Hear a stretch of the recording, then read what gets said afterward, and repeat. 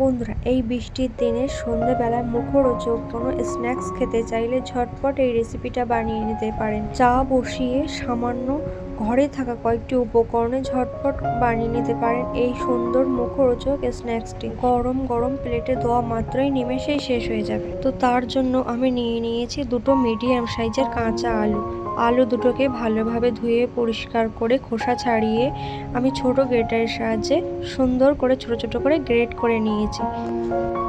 এবার আলুর মধ্যে কিছুটা পরিমাণ জল দিয়ে আমি 2 থেকে 3 বারের মতো ভালোভাবে ধুয়ে পরিষ্কার করে একটা আলাদা ছাঁকনিতে তুলে নেব জল ঝরিয়ে। এবার আলুগুলোকে একটি বোলের মধ্যে নিয়ে নিলাম।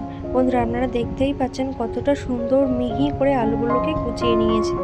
এবার একটা মিক্সচার জারের মধ্যে নিয়ে নেব 1 কাপ রান্না করা ভাত, আর তার মধ্যে দিয়ে দেব 1 কাপ পরিমাণ আটা। এবার আটা আর ভাতটাকে ভালোভাবে পেস্ট বানিয়ে একটা সফট ডোয়ের মতন করে নিয়েছি।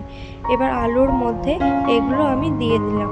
এবার এর মধ্যে দিয়ে দেব একটা মিডিয়াম সাইজের পেঁয়াজ কুচি, দিয়ে দেব পরিমাণ মতো লবণ, দিয়ে দেব হাফ চামচের মতো লঙ্কার গুঁড়ো, দিয়ে দেব গোটা জিরে, আর দিয়ে দেব 1 চামচের মতো সাদা তিল, আর দিয়ে দেব কিছুটা পরিমাণ ধনেপাতা কুচি।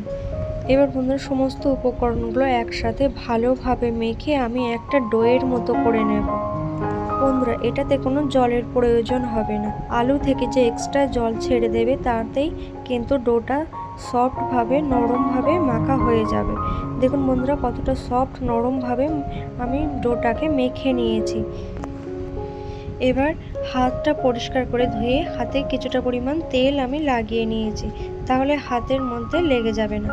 আর এবার সুন্দর করে কিছুটা পরিমাণ আমি অল্প হাতে ডোটাকে নিয়ে নিয়েছি, নিয়ে একটা ডোনাটের আকারে মাঝখানে ছিদ্র করে দিয়েছি। এবার এগুলো বাকিগুলো একইভাবে প্রসেসে রেডি করে নিয়েছি। এবার গরম তেলের মধ্যে দিয়ে এগুলোকে খুব সুন্দর করে লো টু মিডিয়ামে রেখে উল্টে পাল্টে খুব সুন্দর করে ভেজে নেব। তো বন্ধুরা, শুধুমাত্র কাঁচা আলু আর আটা দিয়ে ঘরেই থাকা সামান্য কয়েকটি উপকরণ দিয়ে আপনারা চায়ের সাথে সন্ধেবেলা ঝটপট এই রেসিপিটি বানিয়ে নিতে পারেন। একদিকে চা বসিয়ে আর একদিকে এই স্ন্যাক্সটি কিন্তু ঝটপট রেডি করে নিতে পারবেন। তো বন্ধুরা, 2 সাইড আমি খুব সুন্দর করে উল্টে পাল্টে ভেজে নিয়েছি। এবার আমি এগুলোকে তেল ঝরিয়ে তুলে নেব। দেখুন বন্ধুরা, কতটা সুন্দর হয়েছে দেখতে। এগুলো খেতেও কিন্তু আরও মুচমুচে আর খুবই টেস্টি হয়ে থাকে। একবার বানিয়ে খেলে প্রত্যেক দিনই বানাতে মন চাইবে।